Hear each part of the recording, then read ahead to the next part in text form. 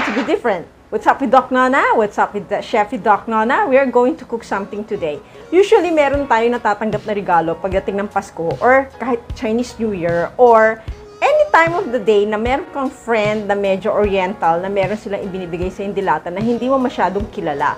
So anyway, may ipapakita ko sa inyo na dilata na pwede nyong i-enhance para makain nyo na hindi from the dilata ibubuhos nyo sa inyong pagkain. Hello everyone, what's up with Doc Nana? It's Chef Doc Nona this time. And what are we going to cook today? I'm going to share to you something different. A lot of us, may natatanggap tayong mga dilata na hindi natin masyadong kilala, na hindi natin alam kung paano kakainin or paano natin i-prepare. Minsan kasi binubuhusan lang natin, tap sa plate, and then mina-microwave. Just in case you'll be receiving some of this. Okay. It's called pork leg with mushroom. Maraming klaseng mga itsura ng mga dilata to, but it's mostly Chinese from China na niriregalo ito New Year or Chinese New Year or Christmas. So anyway, instead of just pouring it to your plate and reheating it, I will show you how it is being done. So first and foremost, ito mag-actual tayo ngayon, ano? Gusto ko ipakita sa inyo, mag-prepare kayo ng carrot. Yung carrot, hiwain nyo ng mahahaba. Pero maliit lang. And then, magkaroon kayo ng onion leeks. And then, of course, kailangan natin ng banana blossom. Ibabad nyo sa water.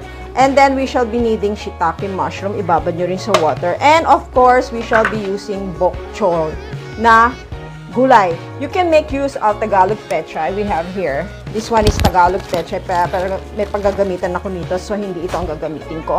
So, ito, bok choy. And then, may mga ingredients na kailangan na hindi ko na ma-present dito sa lamesa. Pero, you will be seeing that while I'm cooking this. Kasi excited ako i-share sa inyo ito kasi ang daming mga Pilipino na hindi na naiintindihan itong klaseng mga delata na ganito. So, I'm most willing to share it with you. It's like patatim actually. Tastes like patatim. So you just have to enhance the sauce and even add ingredients.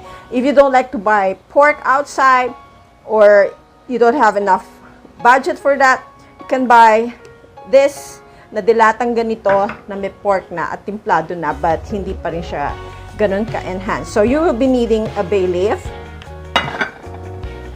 anise, star anise, black pepper, oyster sauce, and then you will be also be needing ketchup, which is banana ketchup, and of course you will be needing a few of sugar, and of course water.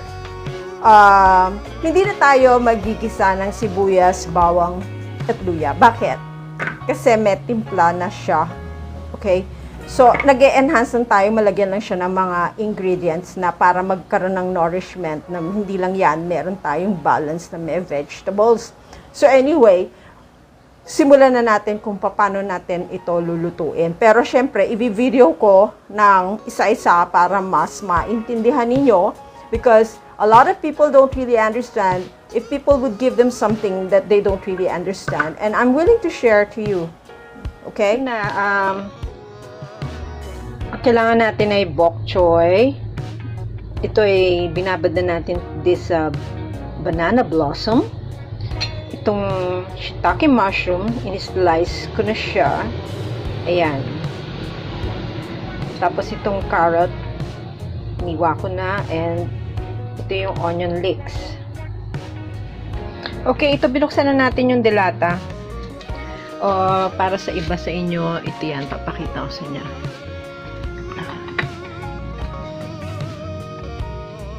Pork leg with mushroom. Actually, ang sarap ng amoy niya. Ngayon, bakit spatula ang ginagamit? Kasi para siya na pressure cooker na malambot yan. So, huli natin siya ilalagay. Yung sauce niya, masarap. Matamis-tamis ng konti. Okay? Yung sauce niya, ito naglagay na ako ng toyo. Okay? May toyo dito. Tapos, kailangan asukal, ketchup. Tapos, kailangan natin ng oyster sauce. Gagamit tayo ng anise. Black pepper at bay leaf. So, pinapainit ko na yung kawali. Okay, nilaglag ko muna yung carrots. So, hindi pa masyado mainit yung mantika. Hindi natin kailangan mag-isa ng sibuyas dito. Kasi timplado na yung sauce nun sa delata. Basta importante, ilaglag lang muna natin lahat ng ingredients. Okay?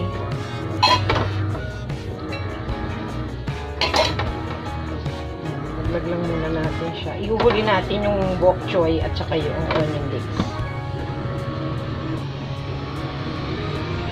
Ngayon, yung star anise, kuha na tayo ng isa. Ito yung star anise. Lagyan natin isa. And then, maglagay na rin tayo ng black pepper. Konti lang, ayan.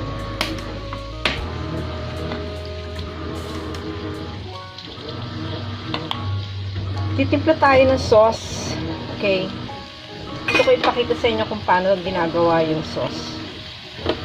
So, habang nahayaan muna natin ito maluto. Okay, dito sa tabi, nandito yung toyo. Okay? May toyo yan. Kung titignan nyo, konti lang naman oh. Kasi depende sa niluluto mo. Kasi may lasa na yung delata. So, nasa sa inyo na kung paano nyo tatansyahin yun. Mahirap kasi magsabi ng 1 teaspoon, 2 teaspoon, 3 teaspoon. No? I don't wanna be doing that. Nasa panlasa nyo. If you have the knowledge of yung lasa ng patatim na matamis na isang klase, you'll get an idea. So, I'm just giving you the basic sauces on how to make the patatim sauce. So, diskartehan nyo na lang din yan. Magaling kayo magluto. Alam ko lahat kayo magaling kayo magluto.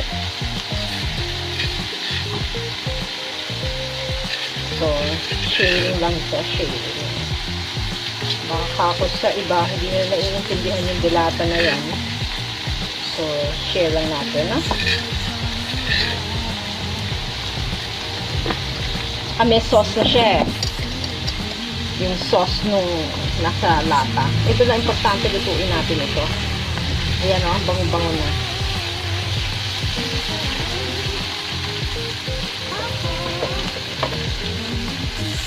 Okay, haluin na lang natin. Hindi pa natin nilalagyan ng oyster sauce. Ito na importante. Okay? Parang nilalagay ko lang 2 teaspoon, ganyan. Kasi, konti lang naman usually mga niluluto ko. Good enough. Ayoko din tumatagal ng matagal. Siyempre, nakakawa rin. Saka, hindi rin naman maganda masyadong matagal sa refrigerator. So, ito, sesame oil, sinama ko na doon. Ngayon, kung sa tingin yung hindi kayo naaalatan, kayo nang bahalang maglagay ng asin, no? Kung anong paano nyo aalatan. So, ayan, binibigyan natin ang bango-bango na niya. Ngayon yung sabaw ng nasa lata, ibubuhos natin. Okay. Ang bango. Grabe.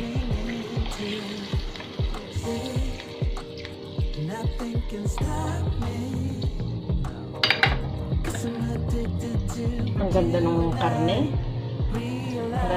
Maganda itong nirigalo sa akin. Ako, thank you, Ma'am Janet.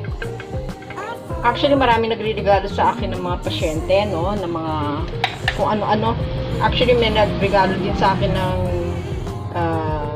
garlic longganisa galing Ilocos. May niluluto ako doon eh. Hindi ko lang na video or nabablog pa. Pero, nabigyan ko na ang mom ko noon. So, antayin natin itong ulo. Okay. Sama na natin ito.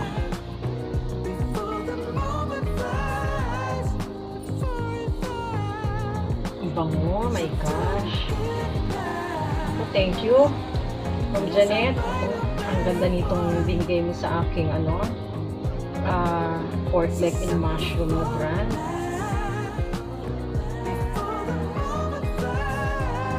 Ang bango. Grabe. Habang antayin lang natin siyang kumulo.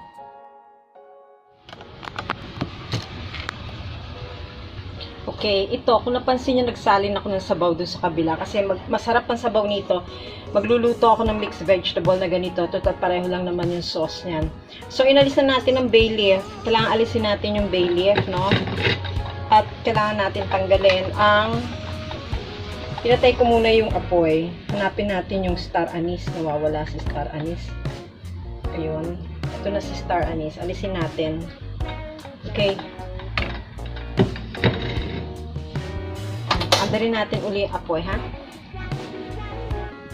Okay. Alam mo sa Chinese cooking, sa totoo na halos pare-pareho lang naman ng mga ingredients. Meron lang dinadagdag ng mga spices at saka kung anong gulay nga na inilalagay at karne. Doon nagbabago. So, ngayon, ilalagay natin yung bok choy.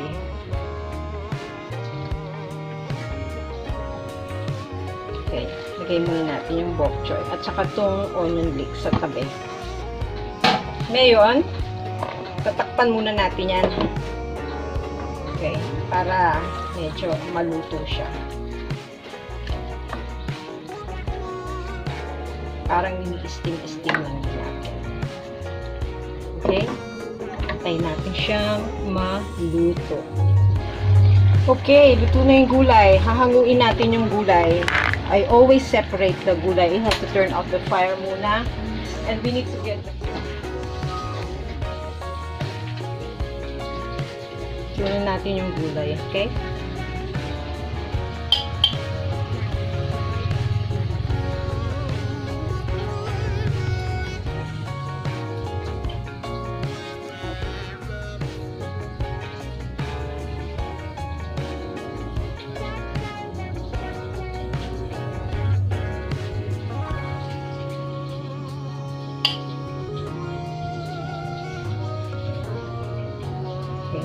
Ngayon, ito, kukunin natin to. Lagay natin siya sa isang side.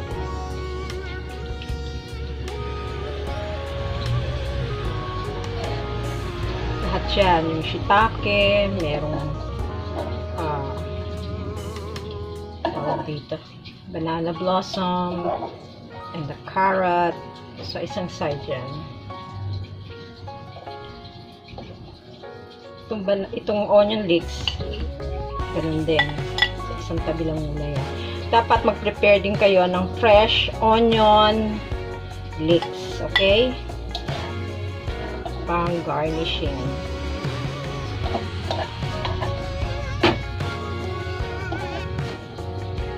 So, ito na. Natira sa sauce natin.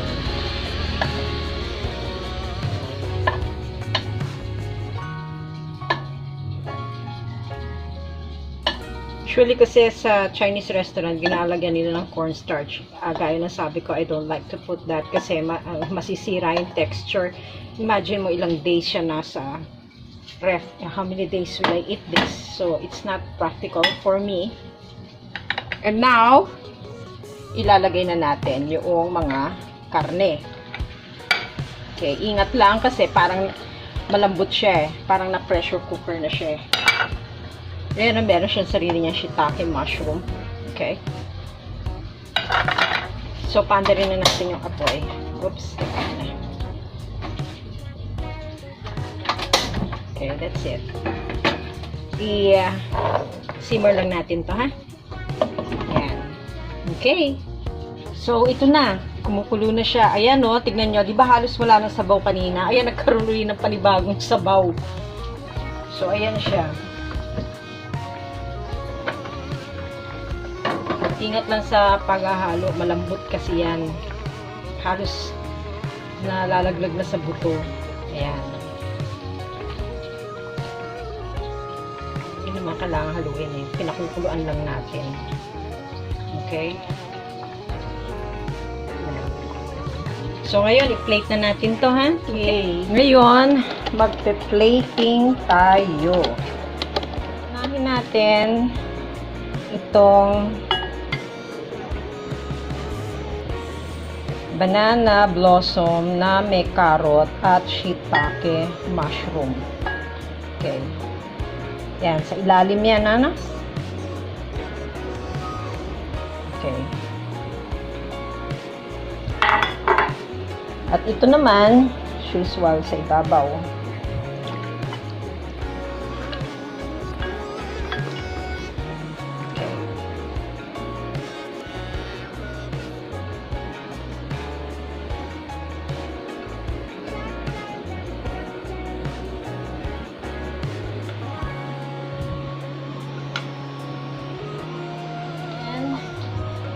itong ating gulay.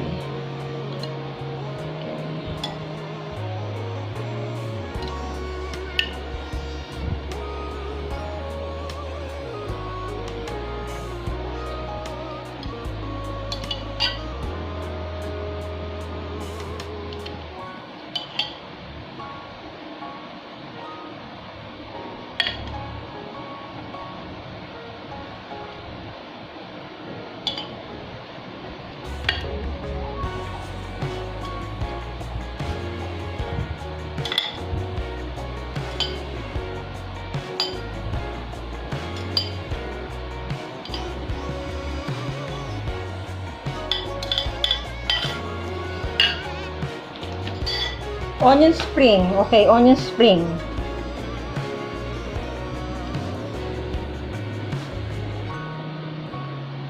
Okay. That's na. Guys, I'm back here. Now you've seen how it is being cooked and being prepared.